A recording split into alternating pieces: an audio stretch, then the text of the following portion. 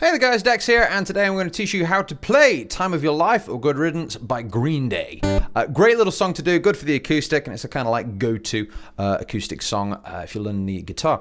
The chords are pretty straightforward. There's only like 3 sections which kind of just interchange throughout the song, and they're pretty obvious when the changes happen, so it's a good song to get started with.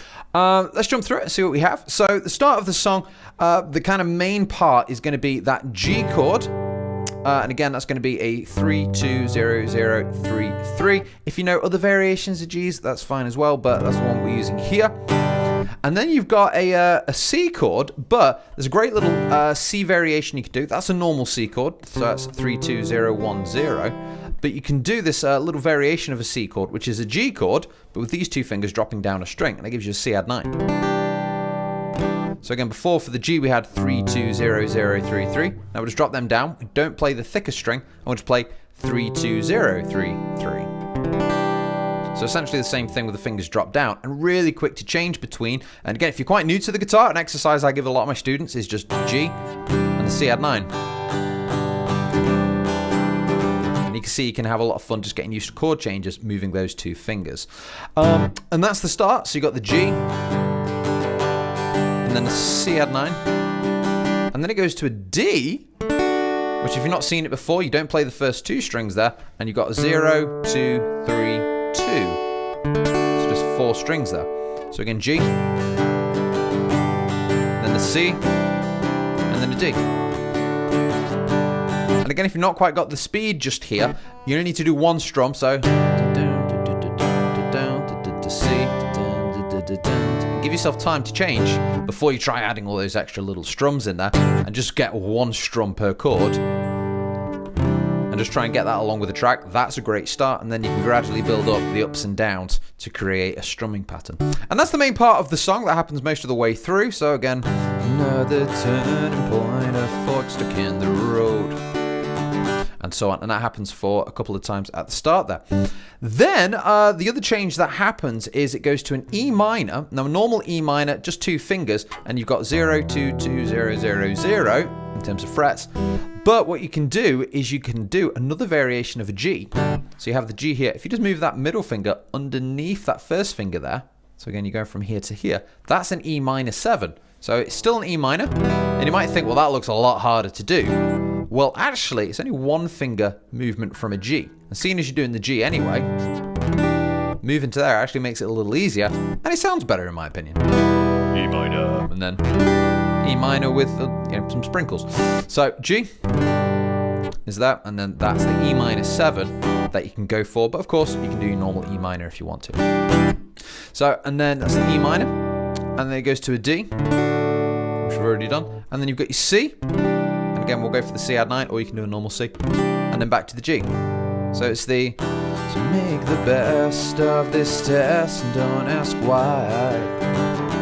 So it's that little section just there. So E minor, D, C add 9, G. So far in the song, we haven't moved this 3rd finger, especially if you're doing these little chord variations. So I think that makes it a little easier, because you actually don't need to look at your guitar. You can kind of feel around where all those notes need to be, and that's called an anchor finger, which keeps you on the guitar rather than needing to lift everything off. You might be thinking as well, like, well, I already know these versions of chords. Why would I learn these extra new versions? Again, it's easier to play with these when you're actually performing it, but harder in terms of learning, because you've got to, learn a new chord if you've not seen it before. But the great thing is with these chords, you'll be playing them again and again and again. You'll play these little variations over thousands of songs. So it's worth spending some time with them. And any songs where you've got like a G and a C, that little variation is a lot easier to do than going for that. So you get more chords to learn, but once you get to a point in the guitar playing, you've actually learned most of the chords, and you'll go for, well, do I do this C? Do I do this C? Do I do this C? Do I do this C? There's loads of different C's you can go for, and you choose the one appropriate for the job. But for this song, that one tends to work best and easier to move for. But of course, go for your normal chord if you want to. There's no reason why you can't do that. So anyway, so they're the first 2 sections to start with. So we've got that verse. So it was the G, then the C, then the D. And then after a while, it goes to the E minor, D, C, G. Does it again, E minor, D, C, G. So they're the main two sections. And then you've got the chorus, which is quite easy to do. It's just the E minor. There's something unpredictable. And back to the G. Then E minor again. And in the end is back to G. And then E minor again. I hope you had the D time of your... And then it goes back into the main section that we did before. And that's the third bit. So essentially the song is just kind of a mix of those three sections. So you've got the G, which happens for 2 bars. So think of it as a G, G, C, D, G, G, C, D. By the way, if you just want to leave that finger on the hole for that D, you can do as well.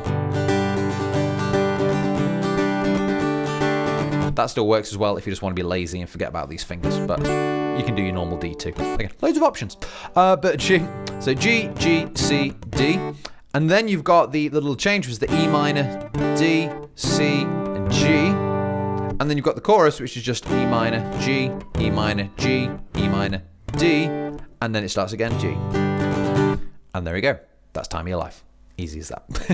So it's good. Now, I've given you a lot of options for those chords. Like I say, you don't need to do those. Just go for the basic bog standard chord shapes. I've given you the names of the shapes, so you can go for those. I've purposely not been calling them, you know, a C add 9, a D sus 4, and all that. I tend to think of it as, right, I have a C on the chord chart. Which C do I want to use? Because they tend to work in most cases.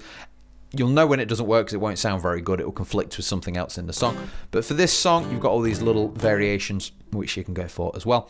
And they're the 3 parts. I hope that's helped. I do teach the guitar, so again, if you want to hook up for a Zoom lesson, please get in touch and we'll get together, and it will basically just be like this. But I can see you can see me, and I can help you with your guitar playing, and hope you get to the next level. So please get in touch for details. You guys take care. Thanks for checking out this video.